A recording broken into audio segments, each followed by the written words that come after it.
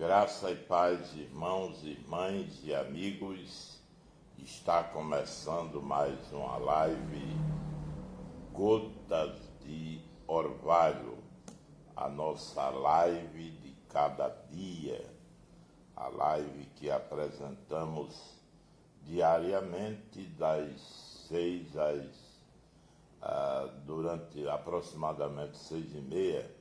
Alguns minutos a gente reserva a partir de agora para estar com você, mantendo essa comunhão diária, mantendo essa comunhão mesmo que virtual, mas estamos fazendo um trabalho que dignifica o nosso relacionamento e a nossa aproximação uns dos outros, sabendo que, mesmo à distância, ainda assim podemos gozar das bênçãos que o Senhor tem preparado e reservado para aqueles que amam o seu nome e bendizem a sua santidade.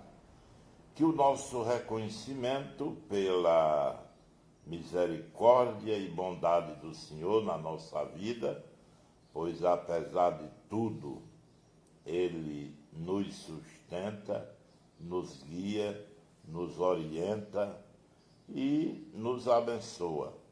Então vamos reservar esses momentos, vamos dedicar, vamos separar esses momentos para a meditação na grandeza do nosso Deus. Não teremos aqui um tratado teológico, nem doutrinário, nem filosófico, nem religioso.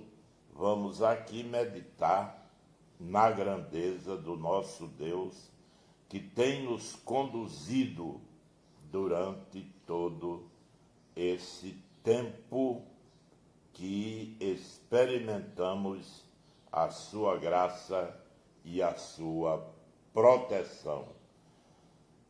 A live Gotas de Orvalho está com você, está conosco, está comigo, nesta manhã de quarta-feira, dia 29 de setembro.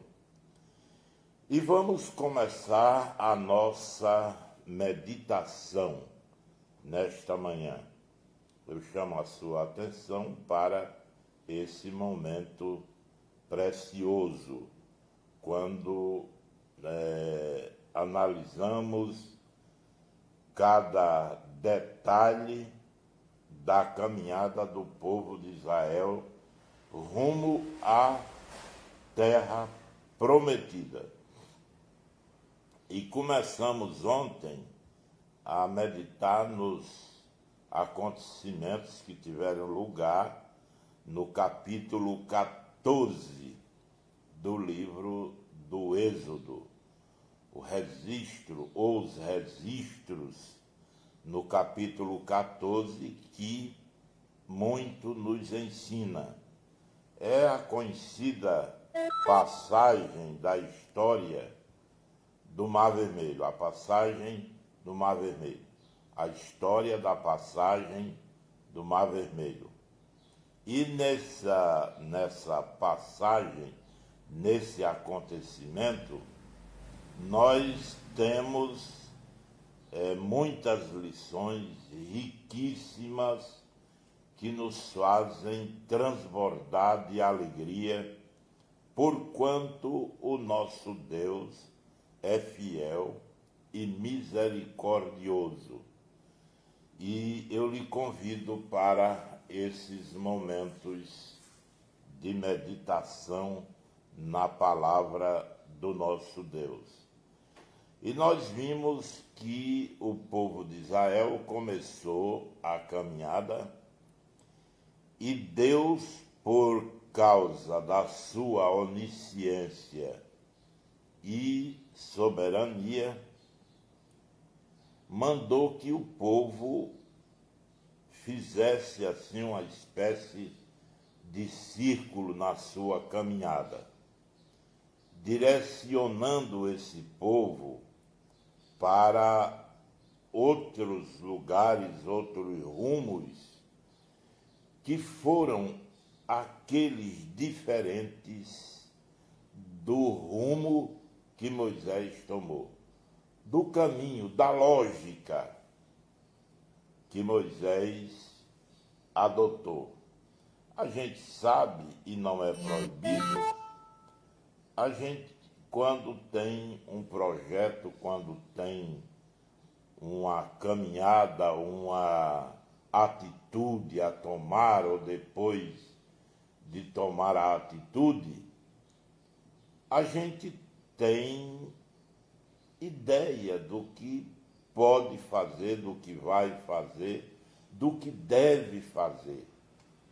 A gente planeja, mas existe uma recomendação bíblica que diz que o coração do homem pode armar, arquitetar planos, mas a resposta certa vem da boca do Senhor.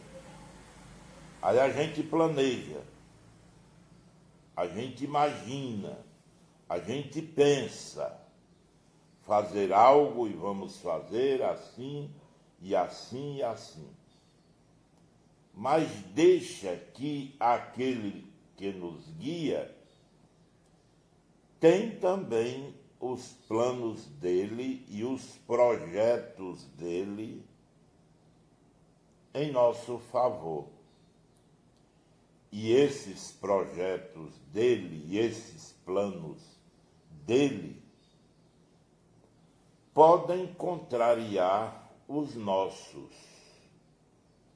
E é aí que a gente vai ter a humildade suficiente para adotar os planos que Deus estabeleceu para a nossa caminhada.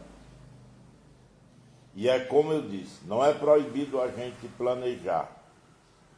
Inclusive, foi para isso que o Senhor nos deu a capacidade de pensar, de decidir, de escolher.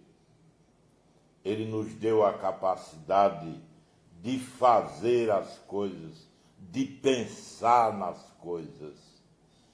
Ainda bem que ele não nos fez um robô, aos que acreditam que tudo quanto fazemos, inclusive balançar esse lápis, como eu estou fazendo agora, está determinado por Deus, está programado por Deus.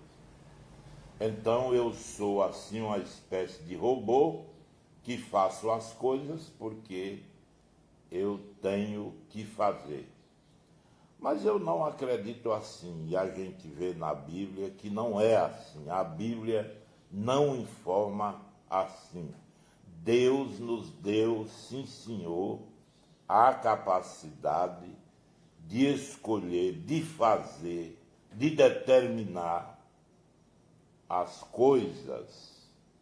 E aí você vê na Bíblia uma série de recomendações, aqui no próprio Pentateuco, nesses primeiros 5 livros, no livro de Deuteronômio especialmente, quando Moisés relembra ao povo da caminhada que tiveram desde o Egito até ao lugar onde estavam, já próximo à terra prometida, já tendo conquistado alguns lugares, ele disse: eis que ponho diante de vós a vida e a morte.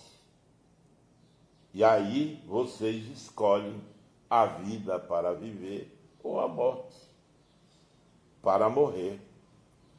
Então isso é uma questão de responsabilidade que o Senhor nos dá de fazermos as coisas.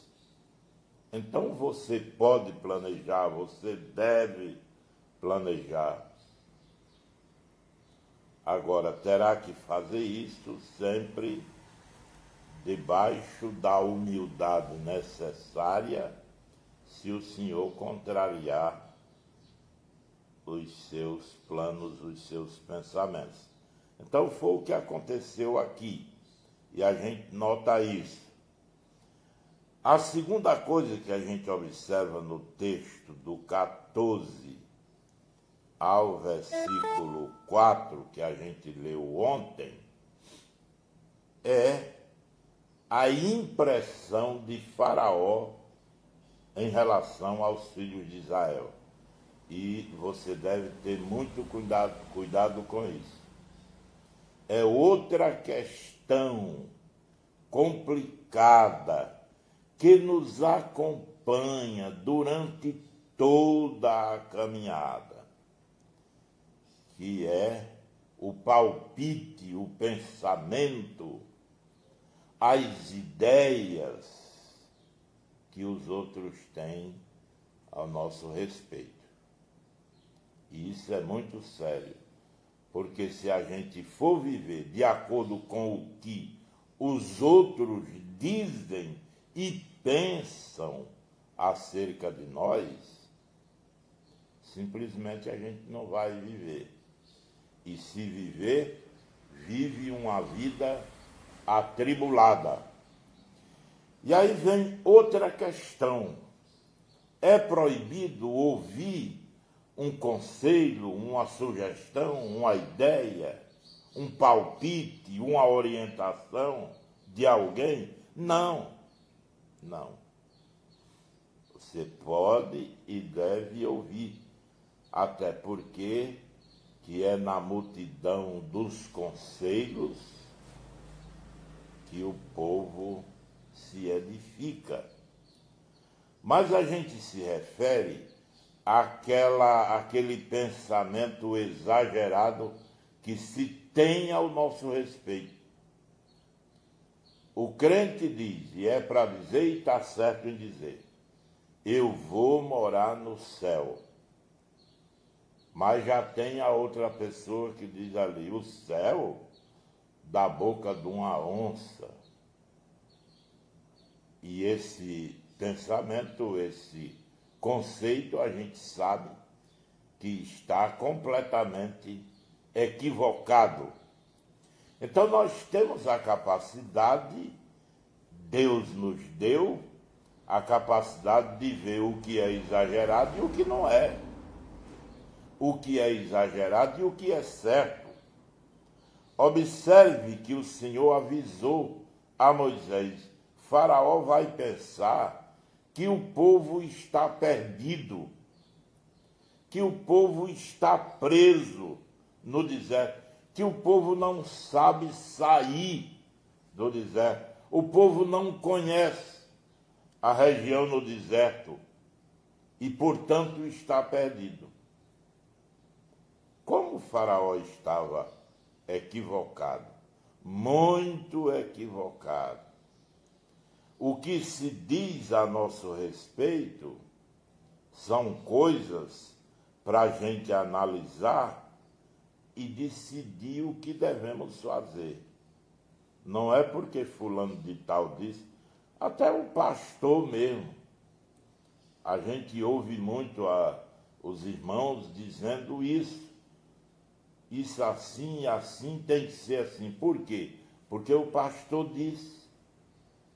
É por isso que o Senhor nos deu, permitiu, que nós tivéssemos nas mãos uma biblioteca inteira com 66 livros para que nós tenhamos a orientação acertada na vida da gente. É a Bíblia que nos orienta com segurança.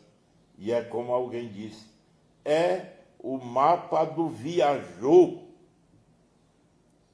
é a bússola do que navega, é o orientador seguro, é a Bíblia. E o crente não tem esse negócio, não é para ter esse negócio. E bem, eu afirmo, eu digo, eu quero, porque o pastor disse que era para ser assim. Mas se o pastor disse porque a Bíblia recomenda, está de acordo com a Bíblia, tudo ok. Não é porque o pastor disse, é que o que ele disse tem que ser contrariado, tem que estar equivocado, mas tem que estar de acordo com a orientação bíblica. E o crente deve deixar de preguiça e ler o livro que ele tem na mão, para não acontecer que fique equivocado tanto quanto Faraó. Faraó imaginou, e ele tinha razão de imaginar, o povo está perdido no deserto. O Senhor disse, ele vai pensar assim, Moisés, ele vai pensar que o povo, o versículo 3 diz exatamente isso. Então o Faraó dirá a respeito dos filhos de Israel, estão desorientados na terra, presos no deserto, estão sem rumo, sem guia, sem direção. O Faraó não conhecia Deus, não sabia os projetos de Deus, não conhecia o que Deus tinha reservado para Israel. Portanto, e meu irmão e minha irmã, você deve entender, deve aprender a lição. Primeiro, Deus pode contrariar os nossos pensamentos, as nossas ideias, os nossos conceitos. Ele pode fazer diferente. Ele pode fazer de outra maneira.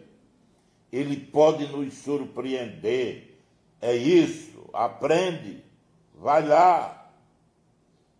Às vezes a gente bota uma coisa na cabeça e pensa que aquilo é o ó da bolotinha. Não é, não existe isso. A gente pensa, porque é humano, tem que pensar mesmo. A cabeça não foi colocada simplesmente para separar as orelhas, não. Foi colocada exatamente para pensar, para decidir, para determinar. Mas Deus pode contrariar tudo isso, viu? E a segunda lição, aprendemos que os outros vão pensar de forma equivocada acerca de nós, a exemplo de Faraó. Faraó estava redondamente enganado. Era um guerreiro, era um homem de estratégia, conhecia bem a região e concluiu que o povo estava preso no deserto. Eu lhe convido para amanhã a gente voltar aqui novamente às 6 horas para mais um momento de meditação na palavra do Senhor. E agora chegou o momento da oração da fé. E a gente vai orar, vai pedir a bênção do nosso Deus por você, pela sua família, e esperar que a misericórdia do Senhor lhe acompanhe durante a caminhada. Vamos então colocar o nome dos irmãos e irmãs e amigos diante do altar de Deus. Irmã Maria das Dores Costa, aqui em Apodi, acompanhando a nossa live diariamente, a irmã Maria das Dores, é a sua filha, que acompanha também. Irmã Maria Feitosa, irmã Saúde Lopes, irmã Antônia Gomes, Ana Célia, essas todas aqui na cidade de Apodi. E a irmã Rita Daniel, aí na comunidade de Aroeira d'Água, no município de Taboleiro do Norte, no Ceará.